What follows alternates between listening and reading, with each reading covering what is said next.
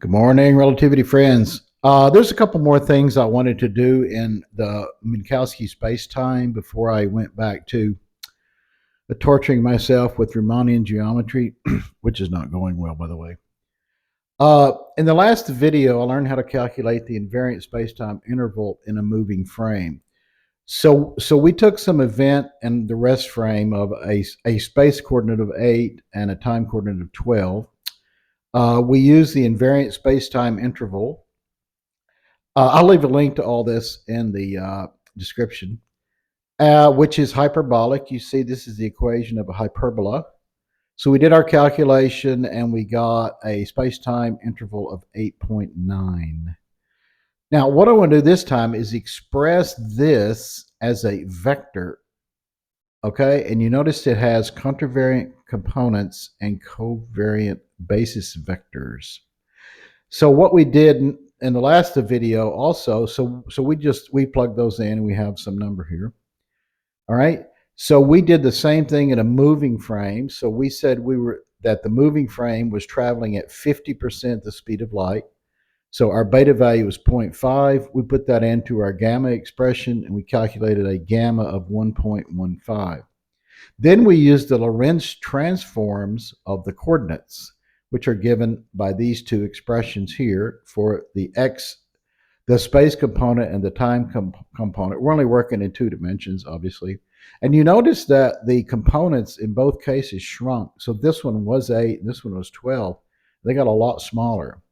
Well, that tells you something is going on with the basis of vectors, which that's really what led me to want to do this. I said, well, these have shrunk. That means the basis vectors must have what?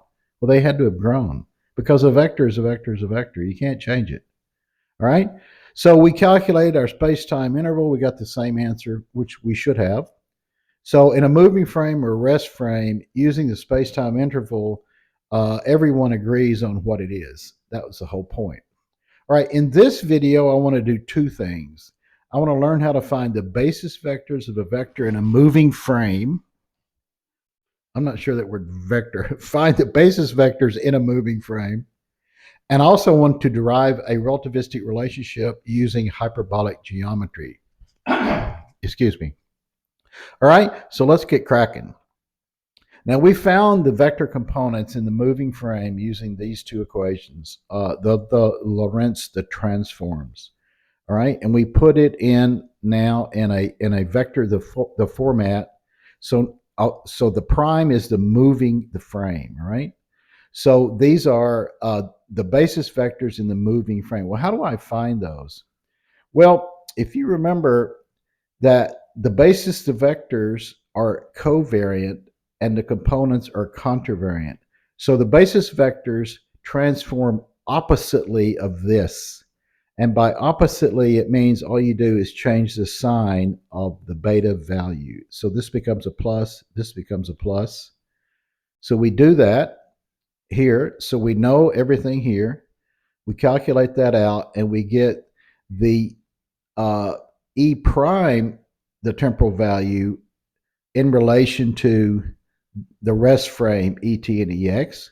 We do the same thing for the space, the basis, the vector, and we get this value. All right. So let's go look at those rascals. Now, okay, here is let me take this way down. Oh, that's the wrong direction, dude. Because they're so small, you'll be able to see them. I should have had that done before I started this, don't you think? That's me. All right. So we've got 2 vectors, 2 basis vectors here, which are unit vectors. They're length 1 and they're orthogonal. So this is in the rest frame. So this is your spatial dimension and your time dimension. Okay. And what we want to do now is watch what happens to, I'm overlaying the basis vectors in the moving frame, but I've got beta set to 0, right? We're not moving. Now let's start moving, all right? So here's 10% the speed of light, and you see these guys are scissoring toward each other. We keep going, keep going, keep going. Look at them growing. Do you see how they're growing? They're getting longer and longer. Now let's go up to where we've been doing our calculations, which is of 50%. So you can see they're much longer than the basis to vectors at rest. All right. So let's look at these 2 points. All right. So let's go back to our doc and look here. So the ET, the new basis vector for time is a little bit more than 1 and a little bit more than a half. And you see that. So it's a little bit more than 1 and a little bit more than a half. And this one's the same thing, a little bit more than 1 and a little bit more than a half. All right. So that's the way these guys transform in relativity. And we can keep going with our basis to vectors, and it keeps going like this. So they get longer and longer and longer and closer and closer and closer. Okay? Isn't that cool? I thought it was. Let's see what else we got on here that's interesting. We don't have anything. Okay. So we found our basis to vectors. Now we can take these 2 things and put them right back in this equation. All right? That's what we're going to do right now. So we put in EX into here and ET into here. We do a bunch of arithmetic, and look what we get. The vector in the prime is 8EX plus 12ET, and in the unprimed, it is 8EX plus 12ET. Well, what's that tell us? That tells us what we already knew. Vectors are invariant. A vector is a vector and vector. It doesn't matter. It's going to be the same vector no matter what you do to it. I just thought that was really fun. All right. The second point I wanted to get to was to look at some hyperbolic geometry. How much fun could that be? All right. So what we have here is we have our time axis and our space axis. This is the speed of light.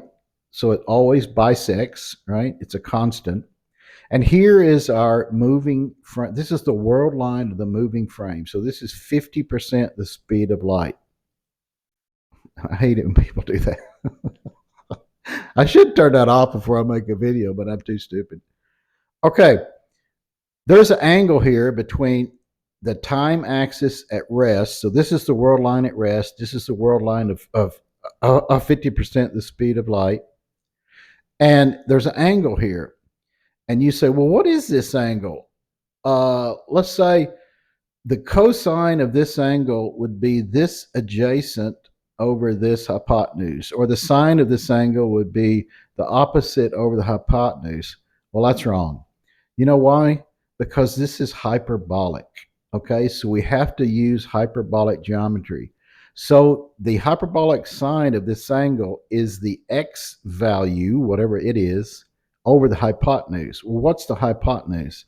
Well, we know what it is. It's the velocity, which is 50% the speed of light, divided by the speed of light. So that's what we said it was. Now, what's the hyperbolic, the cosine? Well, it's this here, which is CT, divided by the hypotenuse, which is V over C. All right? So we have these expressions. We put the hyperbolic sine over the hyperbolic cosine. These guys go away. We get V over CT. Now, what's VT? Well, that's the velocity. So it just turns out to be velocity over time, over the speed of light. Okay? Now, what is hyperbolic sine over hyperbolic cosine? It's the hyperbolic tangent. All right?